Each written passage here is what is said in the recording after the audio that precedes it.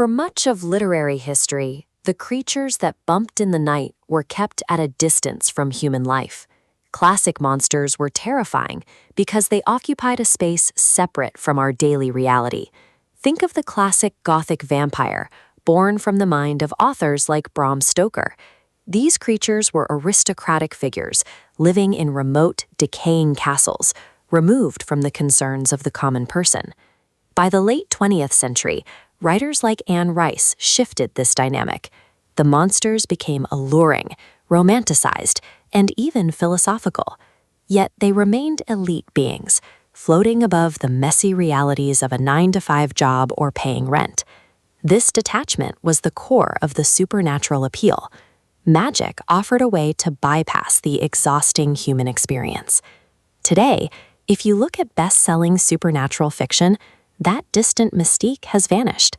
The gods, monsters, and magicians dominating modern bookshelves are unavoidably human. Take the work of Rick Riordan. He took Apollo, a Greek deity of the sun and poetry, and punished him by trapping him in the body of an awkward, acne-ridden teenage boy who has to navigate high school.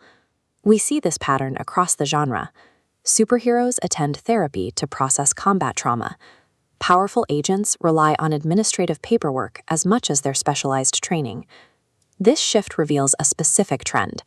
Taking ancient, terrifying magic and forcing it to deal with mundane metropolitan struggles has become a recurring formula for long-running franchises. The mechanic works by isolating a classic magical trope and injecting it with highly recognizable human shortcomings. This chart maps the relatability paradox, balancing supernatural power against human vulnerability. Since omnipotent beings struggle to keep readers engaged, authors add a significant weight of weakness. Magic provides initial interest, but the hook is contrast, like a mind reader inept at awkward flirting. Modern fantasy finds its resonance in the friction between supernatural talent and emotional burdens. The spectacle of magic draws us in, but the recognizable anxiety keeps us bare. This blend of magic and the mundane extends into world-building. Authors layer magical systems beneath the existing structures of a recognizable modern city. Grounding the supernatural in a specific historical reality makes the extraordinary feel tangible. In practice, this gives us settings like an alternate steampunk version of Cairo. It gives us secret societies of wizards, navigating delayed public transit and filling out HR paperwork. This graph maps the epic versus episodic narrative engine, showing how grounded city environments sustain a series over multiple volumes. Between world-ending battles, characters still pay utility bills. These everyday tasks act as pacing mechanisms, allowing the character growth readers expect.